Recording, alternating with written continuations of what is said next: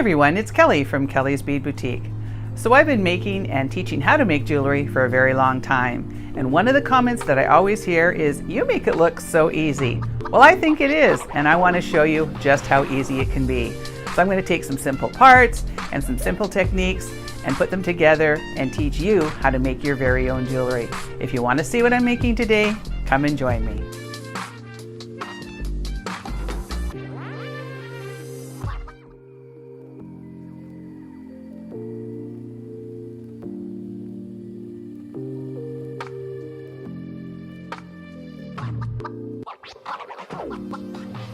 Alright, so to make our pair of earrings today, we have a length of chain, and we are going to be trimming that down depending on how long you want yours to dangle. And this is all just for one pair of earrings, or one half of the pair of earrings. So we're going to be using 5 balled up head pins, and we've got our ear wires that have the ball on the end. I also have some of these really tiny little bell cap Czech Glass beads that I just got in. And these are called a honey turquoise, and I just think they're so pretty and they pair so nicely with the copper. We also have a couple of these little oak leaves from Tiara Cast, and we've got some small 4mm 18 gauge jump rings. And for tools today, we're going to be using our 4 basic tools. So we've got our chain nose pliers, our round nose pliers, our cutters, and we've got our bent chain nose pliers. So let's get started. All right, so I've popped my chain onto my ear wire just to make this a little bit easier for demonstration purposes. So with the oval Rollo chain, you'll see that you have your chain going in 2 different directions. You've got one that's sort of an oval that's facing you and one that is going opposite to that. So you want to make sure that the one that we're starting with at the end is one that's going in this direction and not the other one that's going the opposite, if that makes any sense. I want to be able to see this loop. It's really important that this is the very first one that you start with. So the way that I find the best way to do this is to pop it on my ear wire, make sure they're all going in the right direction, and then I just kind of look down, and if this was facing the other way, I would just cut that last link off. So you need to have one link going this way, and then your next one needs to be sort of facing at you, just the way that we're going to be constructing this. So let's put these together. Okay, so the first thing we're going to do is we're going to wrap up our bell flowers. So I want to make sure these are going in the right direction. So I'm going to have the little cone part at the very top, and then the bottom of the head pins can be down there. So we're going to just do like a sort of a bulky wrap on this. So I want to just take it and bend it right at the top of this flower. So I don't want any neck. So you can just take your thumbnail and just kind of bend away like that because we want a nice sharp angle. So now I'm going to take my round nose pliers. Let me just get some of this stuff out of the way so you can actually see what I'm doing. So now we're going to take our round nose pliers, and I want to have them so they're parallel to my body. So I'm going to place the wire between there, and I want it to go up just a little bit. I want a small loop. I don't want to go straight up there. So now I'm going to go up and over and straight down, and now I'm going to open those pliers and rotate them so that they're parallel to the table. And then I'm going to take this little wire and pull it straight to the back. Now what I like to do is, you can see how that is kind of, it's over instead of being on top. So I just rotate it until it's right on top, and then I kind of pull that down a little bit. And that's sort of what we're going for. Now I'm going to take my chain nose pliers and I place it right over top. Now you can try and bend these with your fingers. It's a pretty soft wire. If you can't bend it with your fingers, you can use your bent chain nose pliers, and that'll give you a little bit more sort of precise, I guess, working with the wire. But it doesn't really matter because we're going for that sort of, bulky, messy wrap, whatever you want to call it. And so I just kind of take it and until I've got my wire all the way around. And then by doing this, it kind of flattens down that burr a bit too. So that's sort of the look that we're going for. So I'll do it a couple more times.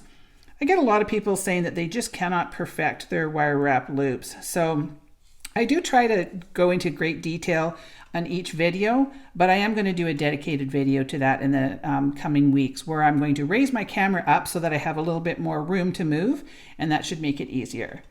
So I'm going to bend that over so we've got that sharp 90-degree angle. Take my round nose pliers, go to the same position. So I have these parallel to my body, and then go up and over and straight down, open that up, rotate so they're parallel to the table, and pull that straight back. And then I just kind of take that and angle it so that that sort of sits on top. Now I'm going to wrap this up by taking my chain nose pliers. Now if you can't use your fingers, you can use your bent chain nose pliers and just kind of pull around, and you just go down a couple and always let go, otherwise the wire is going to wrap right around your tool and it'll probably break off. So we're going to go up a couple too. So I'm just going to take it up a third time. I just like a little bit extra coverage on there. And then we're going to take our cutters and always use the flush side and come in and give that a nice little cut. And if you do cut it nicely, then you shouldn't have too much of a burr, but you just want to make sure there's nothing sharp. Like I can see that sticking out just a tiny bit, so I just take the end and push it down. All right, we have one more to do here, so I just straighten that out a little bit, put our little bellflower on, and I'm going to bend away, and then I'm going to wrap this up. So again, I'm going to go to the same spot I was, up, over, down, rotate, get that where I want it, and then we're going to wrap this up. So I like to try using my fingers because I find that my hands are sort of the best tool going, but sometimes it doesn't work out. So use your hands, use your tools, whatever works best for you. Everybody's a little different, and there is no right or wrong way of doing any of this sort of stuff. So just get that to how you like it and give that a little trim. And then I am going to just come in and make sure that little burr is tucked down. I do find it easier if you just kind of grab it with your pliers, and then you can just kind of give it a little push. And there we go. All right, so let's put these earrings together. So now I'm going to take one of my jump rings and I'm going to place my plier on one side and my bent chain nose on the other side, and I'm going to just bend away, and that opens them up nicely. So the first thing I'm going to put on is one of my bellflowers, and I'm going to put that on that very bottom link. Now we know that this is going in the right direction. I want to have the first one going sort of on a flat like this, and then the other one you want it to be completely opposite. So I'm just going to put that on the bottom one, and it doesn't matter which direction it goes. We just want to get that one on there. So now I'm going to wiggle that until it kind of closes up. And that's how we're going to start the first part of this. So now I know, because I've got this going all nice and straight and flat here, that the next link is going to be my vertical link. And that's where I'm going to place my oak leaf. I always want to have my oak leaves going on these vertical links and the bellflowers going on these other ones. So I'm going to take one of my jump rings and open that up. And then I am going to place one of my oak leaves on. So I'm going to take that, bend away, put it through my oak leaf, and I want that to go right on top of that bellflower. So there's my first vertical link right there. So I'm going to go right in there and do that one up.